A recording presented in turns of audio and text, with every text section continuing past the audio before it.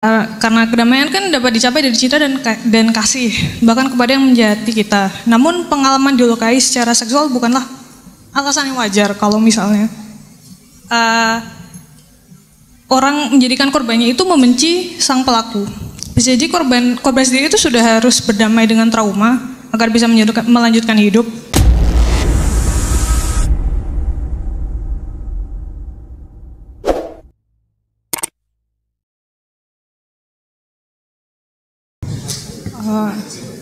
Terima kasih buat waktunya Pak Faiz dan teman-teman. Perkenalkan, saya Ira dari Yogyakarta, mahasiswa UII. Ini sebenarnya saya penasaran dari tema bulan ini, yaitu perdamaian. Jadi kayak dari materi-materi yang udah sebulan ini disampaikan oleh Pak Faiz, kalau misalnya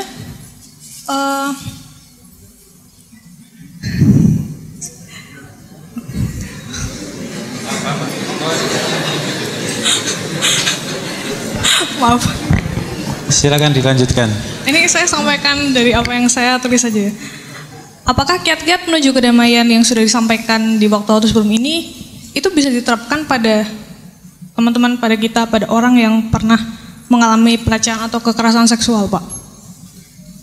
Karena kedamaian kan dapat dicapai dari cinta dan kasih, bahkan kepada yang menjati kita. Namun pengalaman dilukai secara seksual bukanlah alasan yang wajar kalau misalnya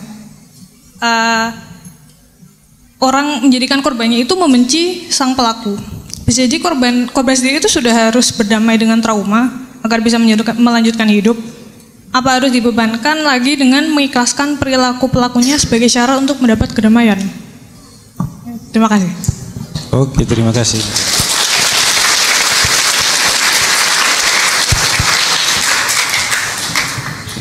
Bismillah. Assalamualaikum warahmatullahi wabarakatuh. Perkenalkan, nama saya Abdullah Hamami, asal dari Palembang, sekarang kuliah di UIN Sunan Kalijaga. Pertanyaan saya berkaitan dengan tema bulan ini. Kan dari materi yang sudah disampaikan oleh Bapak 5 minggu ke belakang itu berkaitan dengan perdamaian. Nah, perdamaian itu kan terkait sama konflik yang terjadi, baik itu antar individu ataupun individu antar kelompok ataupun kelompok antar kelompok. Kemudian seketika konflik itu terjadi, kan biasanya kan orang itu kan menjadi seperti tidak peduli dengan orang yang ada di sekitarnya ataupun orang yang menjadi lawan konfliknya tersebut.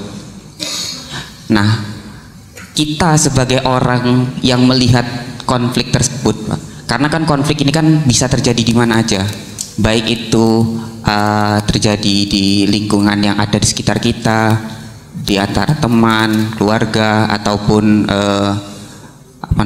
tetangga, ataupun konflik yang bisa terjadi juga di sosial media gitu.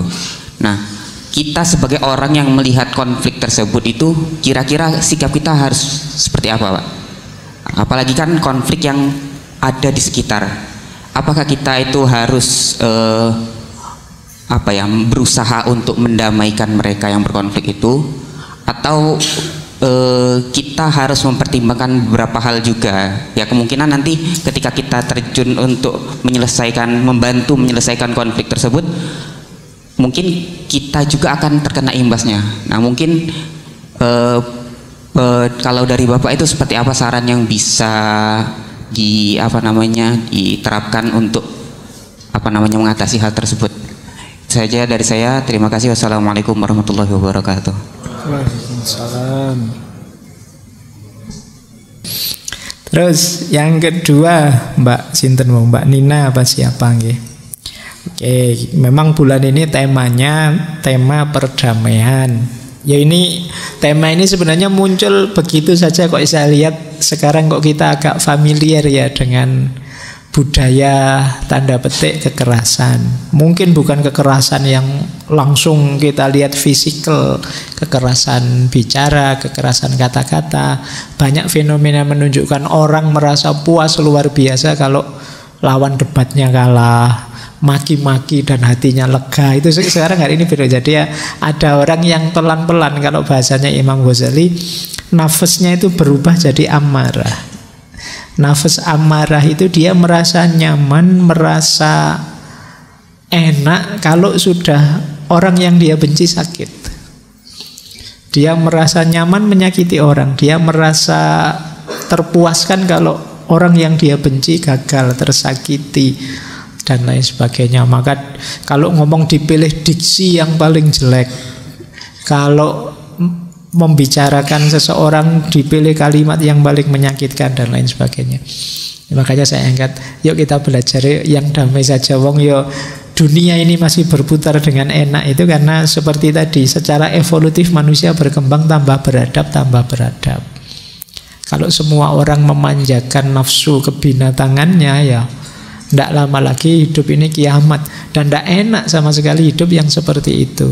Bahwa setiap orang ada kurangnya, ada tidak sempurnanya. Kita perlu saling menasehati, saling mengkritik, oke, tidak masalah. Tapi jalannya, bahkan Gandhi tadi kan melawan, ayo melawan kalau ada ketidakadilan, jangan diam saja. Tapi dengan perlawanan yang tidak blunder, dengan perlawanan yang tidak jahat, tidak buruk, sehingga yang kita lakukan manfaat. Karena kalau tidak begitu, ya kayak tadi, mencuci dengan air kencing itu kan terus yang jadi masalah baru air kencingnya, bukan nyucinya. Jadi akhirnya nambah masalah baru. Jadi itu awalnya kenapa saya ambil tema perdamaian. Mungkin masih belum terlalu terpakai karena kita merasa selama ini masih damai-damai saja. Saya tidak tahu, tapi ya siapa tahu teman-teman butuh frameworknya, cara berpikirnya. Karena mungkin semua orang pinginnya instan saja. Seperti kata Gandhi tadi, ya manusia itu biasanya pingin balas dendam. Karena aku disakiti, aku harus membalas menyakiti. Dan kalau ini dilakukan terus pasti terjadi siklus. Selain sana juga ingin membalas seperti di minggu lalu yang Martin Luther King Junior itu. Jangan dikira kalau kita melakukan kejahatan yang sama, kekerasan yang sama, terus situasinya jadi kosong-kosong. Jadi situasinya tidak jadi kosong-kosong, tapi jadi satu-satu. Sana negatif, kita balas secara negatif juga, terus jadi satu-satu. Tidak kok sana negatif saya balas terus selesai.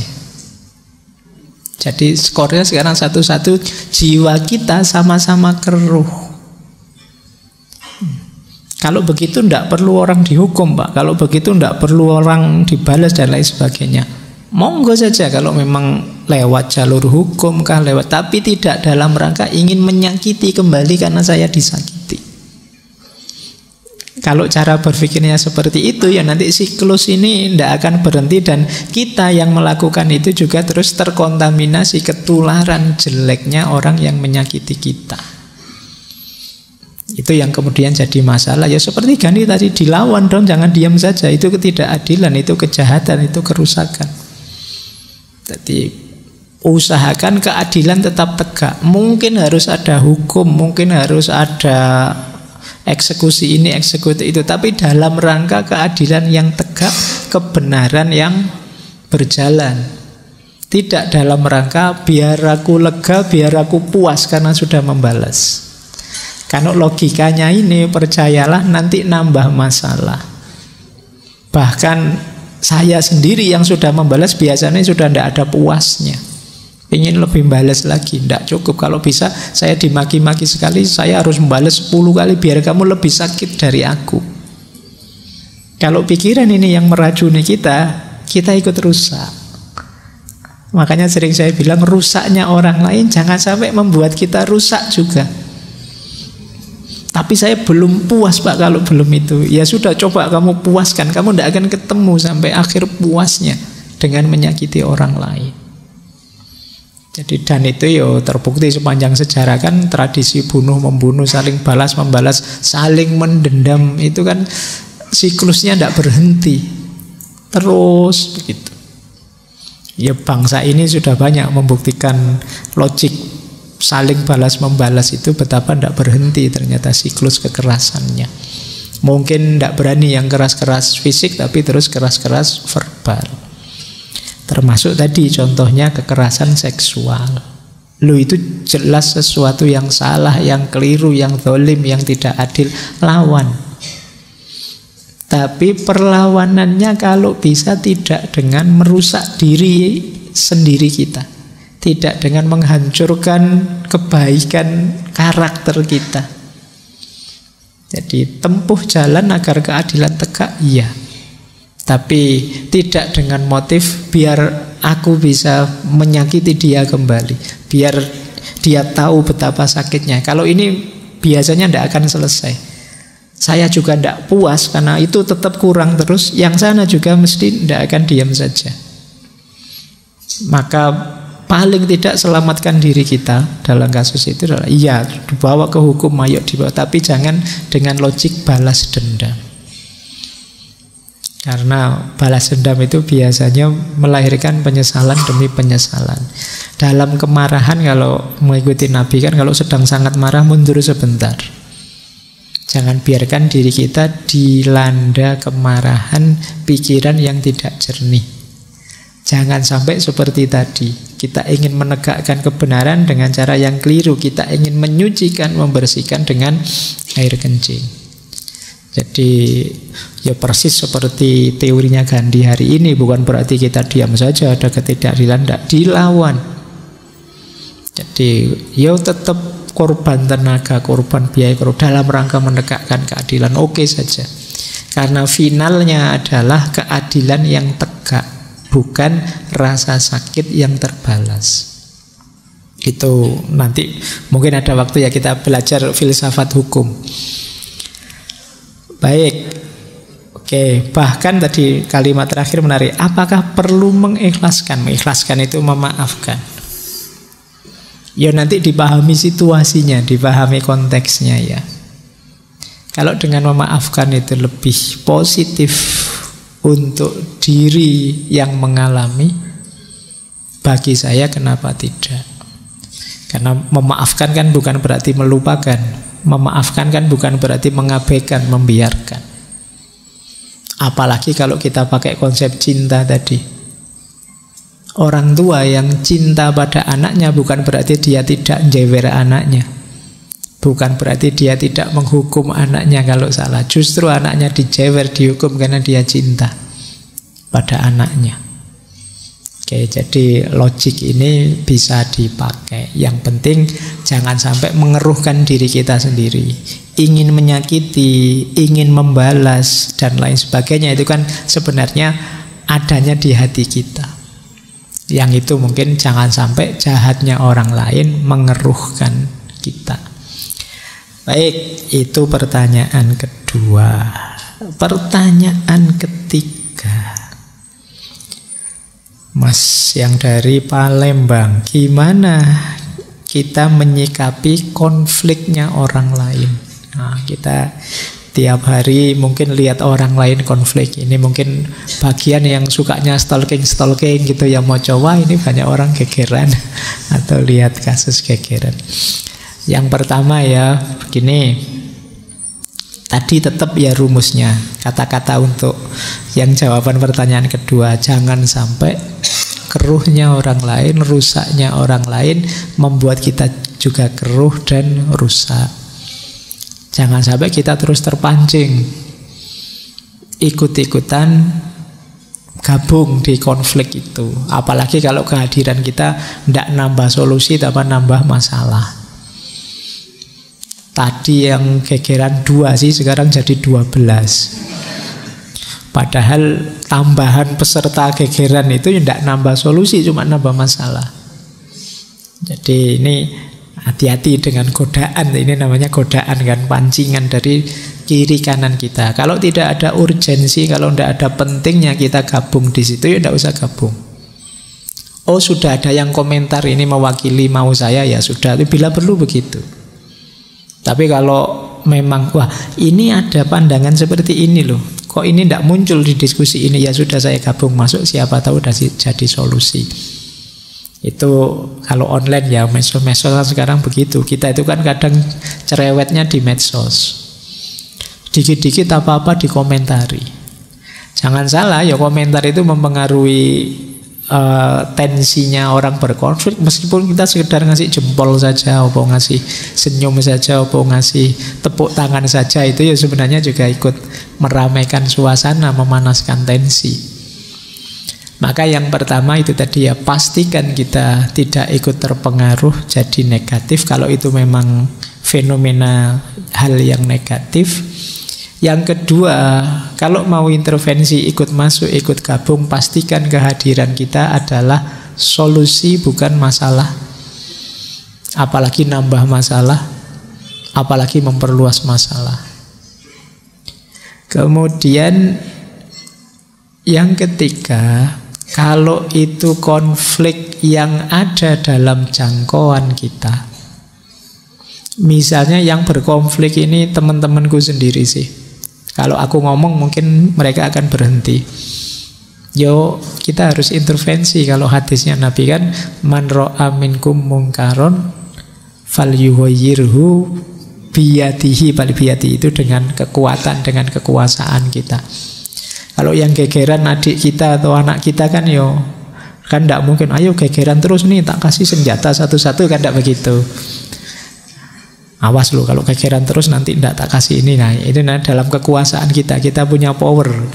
Kalau pada orang-orang yang kita punya power, yo turunlah untuk menghentikan konflik, apalagi konflik yang tidak perlu. Kalau kita tidak punya kekuasaan, kalau di hadis yang kedua kan dengan nasihat, dengan mulut, dikasih tahu, watawasau bil haq, watawasau bis sabr, diingatkan. Dan mengingatkan itu ya sesuai kapasitas kita, sejauh yang kita mampu. Karena betapapun yang membuka hati itu kan tetap Allah. Sudah kita ingatkan macam-macam, orang tetap tidak sadar saja, ya mungkin saja. Atau kita baru ngomong sebentar, orang langsung sadar. Atau jangan-jangan kita masuk saja, orang langsung sadar, ya tidak masuk. Semuanya kuncinya Allah. Tadi gegeran rame, begitu kita datang, wah langsung tidak gegeran lagi. Mungkin gegeran tentang apa, begitu kita datang, ada teman kita ini, sudah tidak usah gegeran lagi, percuma, dia juga tidak paham yang kita gegerkan apa misalnya. Alhamdulillah kita hadir terus selesai misalnya. Nah itu kan semuanya kuasanya Allah untuk membuka hati. Yang kita mampu mengingatkan, kita mampu menasehati, tapi puncaknya tetap Allah yang memberi hidayah. Banyak orang yang kecewa, putus asa karena ingin menghentikan konflik, konfliknya kok tidak berhenti-berhenti. Ya sebenarnya tidak harus kecewa itu, karena tugas kita, kuasa kita hanya memberi nasihat, mengingatkan bahwa selesai beneran, yang berkonflik terbuka hatinya beneran apa enggak, itu yo. Kalau bahasanya Al-Quran kan innaka lan tahdi man ahbabta, jadi bukan engkau yang memberi hidayah, tapi Allah lah yang memberi hidayah. Ya paling tidak minimal solusi terakhir ya kita tegaskan dalam hati kita bahwa yang itu negatif, saya tidak setuju. Nah ini adaful iman yang paling lemah. Tapi paling tidak kita tidak terpengaruh, kita tidak terkontaminasi. Oh, diskusi seperti itu menurut saya tidak bagus, tidak cocok saya. Nah ini ikrar dalam hati kita saja, wong itu di luar jangkauan kita. Misalnya kita nonton TV, ada orang diskusi terus sambil siram-siraman air misalnya. Nah itu kan kita ya harus diingatkan, gimana wong tidak kenal tiap hari. Ya sudah, kita ingkari dalam hati bahwa itu jelek, itu negatif, saya tidak akan begitu. Nah ini namanya mengingkari dalam hati. Oke, jadi itu caranya. Tapi ini untuk yang negatif-negatif ya, karena kadang-kadang dalam konteks tertentu ada konflik itu yang positif. Nah itu kalau di filsafat kadang dialektika yang sifatnya konflik. Kalau tidak ada konflik kadang-kadang orang tidak berpikir, tidak itu kan. Misalnya orang mendiskusikan apa itu ya biar saja konflik, biar ketemu gagasan baru. Di level-level ini ya kita harus pinter-pinter membaca situasi. Konflik kadang-kadang mendewasakan.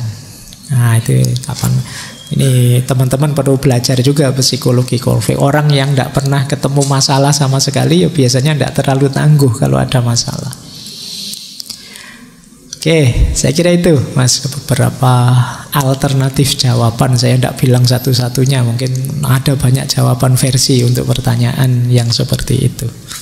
Baik, itu Mas Wahid. Iya, 3